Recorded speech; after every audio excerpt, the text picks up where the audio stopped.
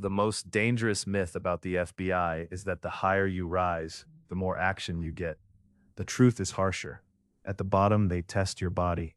At the top, they test whether your mind can survive carrying the consequences of everyone else's decisions. Before the badge becomes authority, it becomes elimination.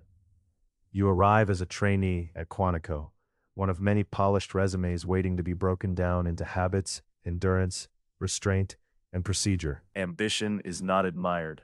It is measured, corrected, and watched. Your first real rank is not glamorous.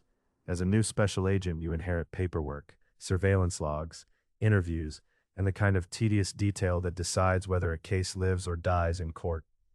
You learn quickly that precision is a form of violence against chaos. Then comes fieldwork that never looks like the movies.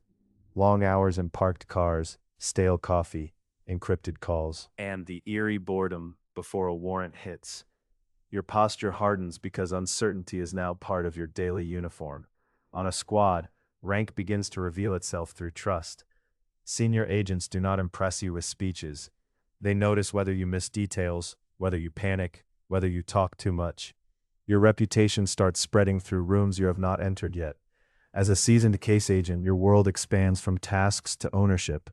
Informants, prosecutors, Analysts, local police, victims, and targets all begin feeding into your orbit.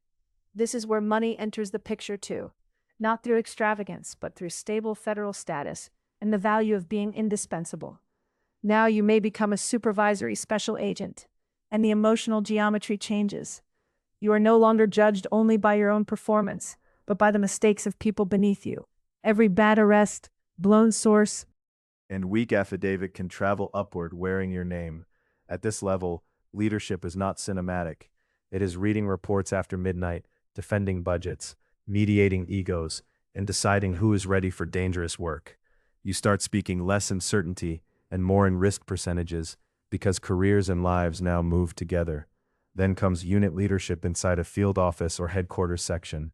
The cases become larger, the meetings more political, and the language more coded. You stop asking only what is true and start asking what can be proven, approved, funded, and defended. As an assistant special agent in charge, your office gets bigger, but your freedom gets smaller. Public corruption, cyber intrusions, counterterrorism, organized crime, every crisis arrives at your desk already late. You begin living by calendar blocks, emergency calls, and the cold mathematics of limited manpower. you become the face of a field office. Press conferences, interagency friction, congressional attention, and local panic can all land on one sentence you choose to say or not say. Authority now means absorbing fear without letting it spread. Some are pulled to headquarters, where ambition becomes architecture. Here, careers are built in conference rooms under dim lights, over strategic priorities, threat matrices, and internal memos that never meet the public eye. The bureau starts feeling less like a badge and more like a machine. Section chiefs live inside that machine. They direct major programs, shape investigative focus, and allocate attention across threats the public may never hear about. The pressure is subtle, but relentless.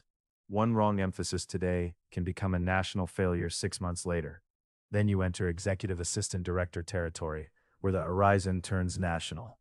Counterintelligence, criminal investigations, cyber, intelligence, science and technology, entire domains bend around your judgment. You are no longer close to a single case. You are close to the systems that decide which cases matter. At this height, money and prestige finally become visible in lifestyle terms. Secure travel, executive offices, direct access, influence that opens doors instantly. But the cost is severe. Every word is recorded somewhere. Every relationship is scrutinized, and privacy becomes something you remember rather than possess. The deputy director sits near the furnace. This role is operational gravity. Making the bureau run every day, balancing crisis against crisis, managing thousands of people while the director faces the nation. If the machine stumbles, the deputy feels the tremor first. And then there is the director, the public symbol everyone thinks is pure power. In reality, it is one of the loneliest jobs in government. Presidents call, Congress watches, the media hunts, agents expect protection, and every decision risks pleasing one side by losing another. From the outside, the latter looks noble and linear. From the inside, Each promotion strips away a simpler version of yourself.